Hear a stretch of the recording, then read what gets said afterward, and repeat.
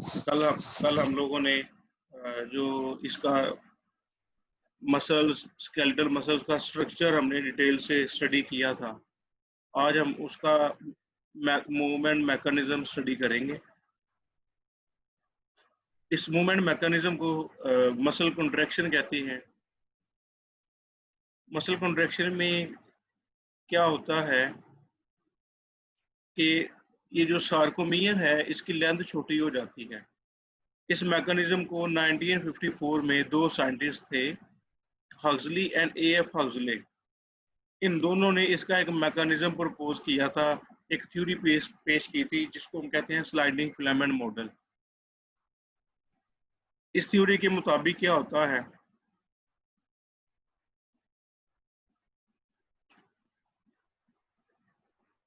इस थ्योरी के मुताबिक ये सबसे नीचे वाली डायग्राम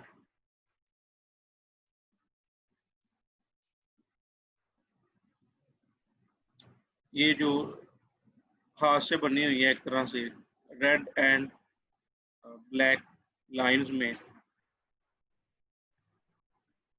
ये सेंट्रल रेड लाइंस हैं, ये मायोसिन फिलामेंट्स हैं, ठीक है। और ये जो बारीक लाइंस हैं ब्लैक कलर की, इनको हम कहेंगे जी लाइंस, और ये एक्टिन के फिलामेंट्स हैं।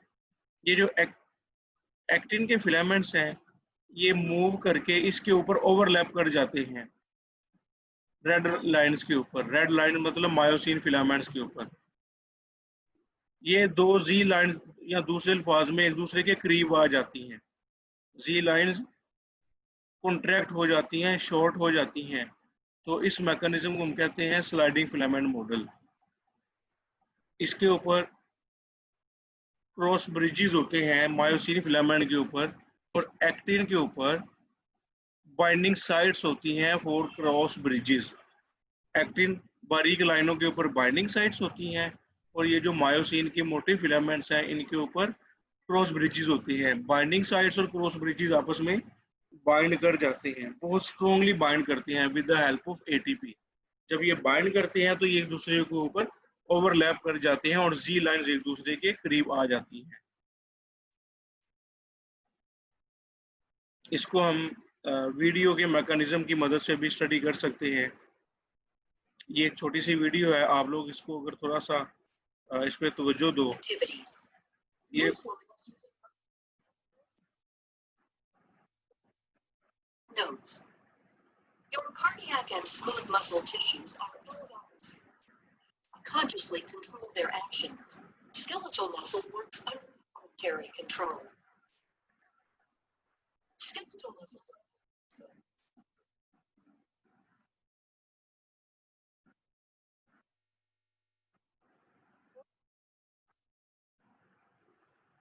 from the nervous system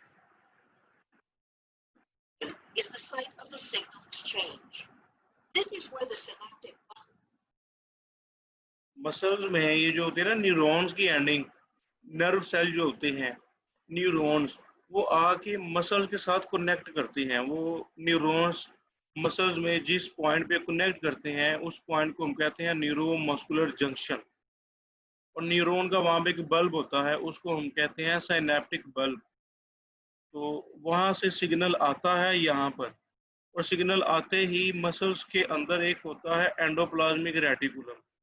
क्योंकि जो मसल्स के अंदर एंडोप्लाज्मिक रेटिकुलम पाया जाता है उसको हम कहते हैं, मसल्स के अंदर एंडोप्लाज्मिक रेटिकुलम को हम कहते हैं सार्कोप्लाज्मिक रेटिकुलम, कहते हैं sarcoplasmic reticulum.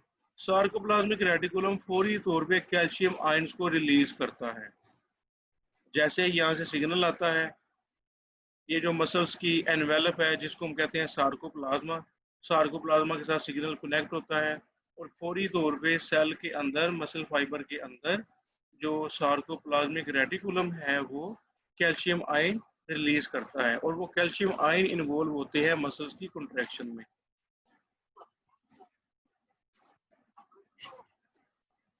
muscle fibers are composed of many myofibrils.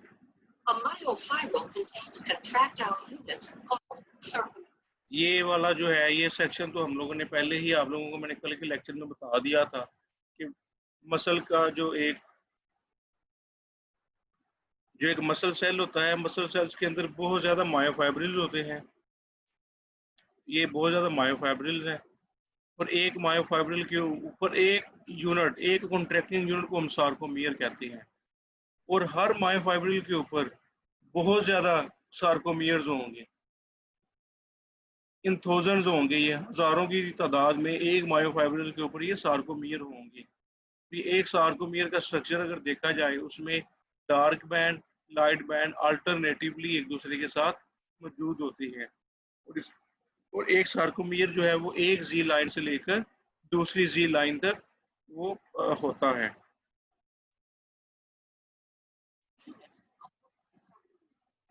Sarcomeres run adjacent to one another down the length of the myofibril.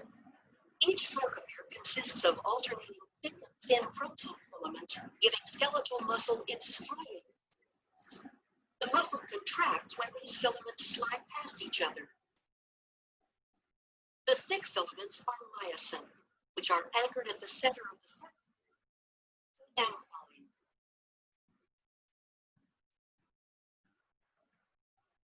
ये आप लोगों को कल भी हमने डिस्कस किया था ना कि थिक फिलामेंट्स के ऊपर ये क्रॉस ब्रिजेस के हेड होते हैं मायोसिन के ऊपर और ये जो एक्टिन के फिलामेंट्स हैं ये इसके साथ बाइंड करते हैं। The M line. The thin filaments are to the C lines on the outer edge.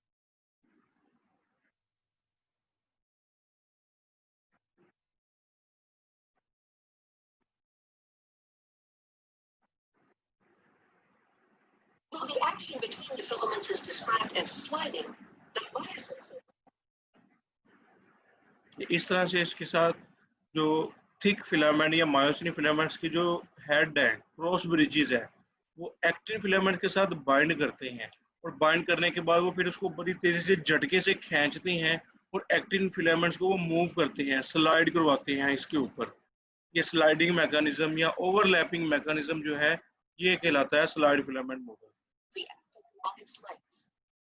The cross ridges of the myosin filaments attach to the actin filaments and exert force on them to move. This action is known as the sliding action. In this model, the sarcomeres shorten without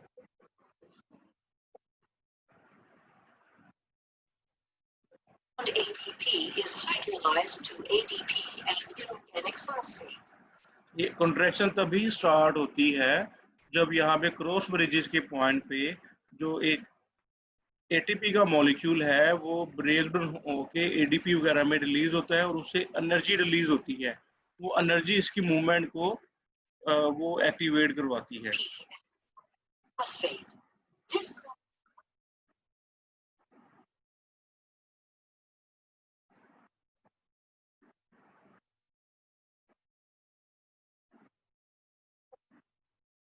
toward the epilogue, thereby shortening the sarcomere. ADP and inorganic phosphate during the colostrum.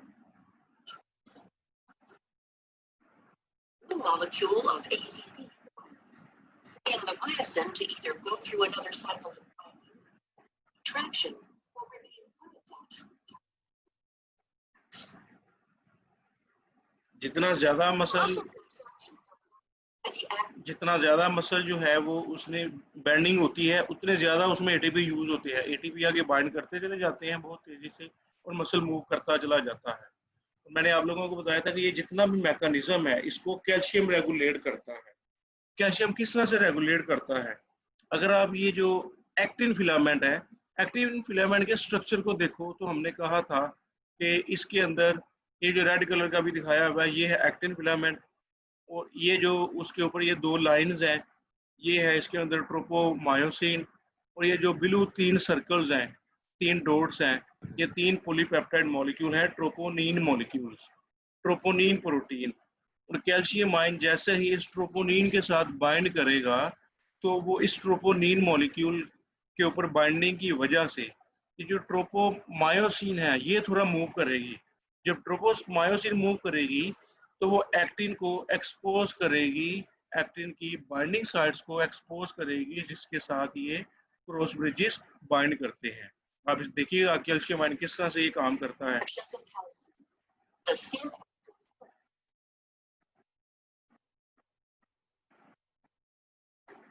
when a muscle is relaxed, cross-bridge binding sites open. When calcium ion levels are high enough and ATP is present, calcium ions bind to the troponin, which displaces bias. ये calcium ion जो है ये troponin molecule के साथ bind कर चुके हैं। ये बाइंड करने के बाद ये इसकी डिस्प्लेसमेंट करवाएंगे। Sent to attach on actin, forming a cross bridge.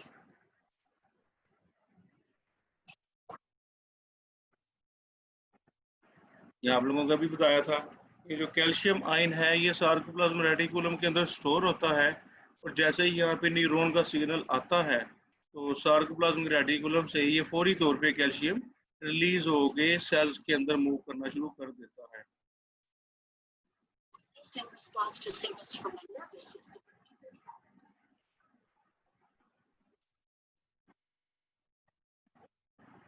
Bind to receptors, which take the membrane of the muscle fiber.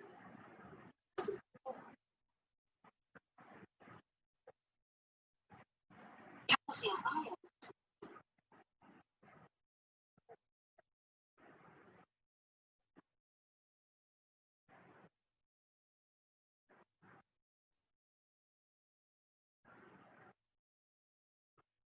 Contract the entire muscle.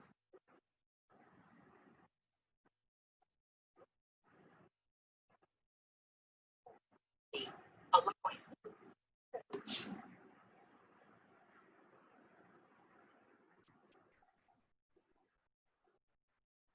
हाँ नहीं समझ आइए आप लोगों को? किसी ने इसमें से कोई क्वेश्चन तो नहीं पूछना?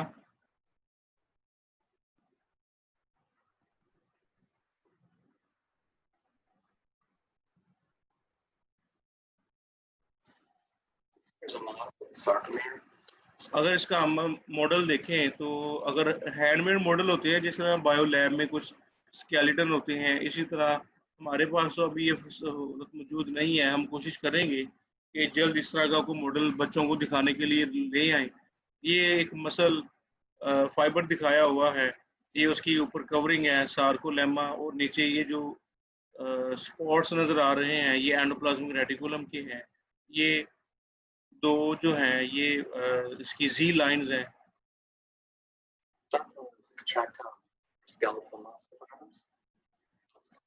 Sarcolemma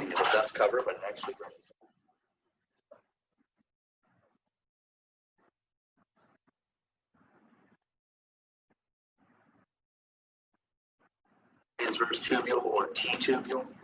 These are the terminal cisternae sides of it. They make this triad. ये देखें, ये इस तरह से ये इसके ऊपर दोनों स्लाइड करेंगे। ये सेंटर में ये दो इसके अंदर जी लाइंस हैं। ये वाली जी लाइन है रेड कलर की और उसके बाद ये जी लाइन है और जी लाइन के साथ ये जो अटैच है ये है एक्टिन फिलामेंट्स। एक्टिन फिलामेंट्स के ऊपर उन्होंने देखे ट्रोपोमायोसिन और ट्रोपोनिन के मॉलिक्यूल्स भी दिखाए हुए हैं और ये जो है ये मायोसिन है। ये देख सकते हो आप, ये इसके ऊपर मूव करेगा। एक्टिन फिलामेंट्स इसके ऊपर स्लाइड करके इसके ऊपर मूव कर जाएंगे और ये जो जी लाइंस हैं ये दोनों जी लाइंस ये कॉन्ट्रैक्ट करेंगी या मूव करेंगी, इस सेंट्रल एम लाइन की तरफ आएंगी। ये सेंट्रल एम लाइन है या एच जोन भी कहते हैं, जोन ऑफ हेनले। तो ये दोनों इसकी तरफ ये मूव करेंगे, ये ऐसे ऐसे की तरफ ये आगे करेंगे इसको तो ये आगे की तरफ आएगा। इसी तरह ये भी इसके साथ, लेकिन ये दोनों स्पॉन्टेनियसली कॉन्ट्रैक्ट करते हैं, अलग अलग कॉन्ट्रैक्ट नहीं करते।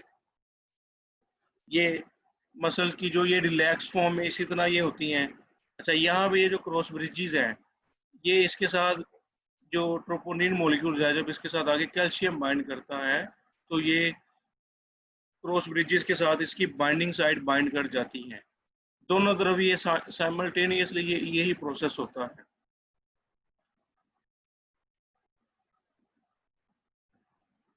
हम देख सकते हैं, ठीक है। अच्छा, ये जो दोनों तरफ क्रॉस ब्रिजेस हैं ये साइमल्टेनियसली जो है ये बाइंड करती हैं एक्टिन फिलामेंट्स के साथ।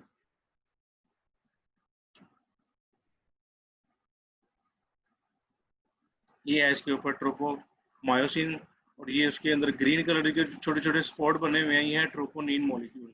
और कैल्शियम आयन जैसे ट्रोपोनिन के साथ बाइंड करता है, बाइंडिंग मैकेनिज्म इसका स्टार्ट हो जाता है।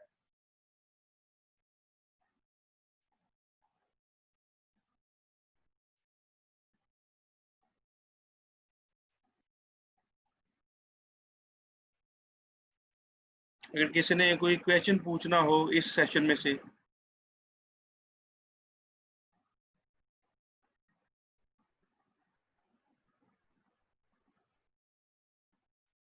किसी ने कोई क्वेश्चन पूछना है?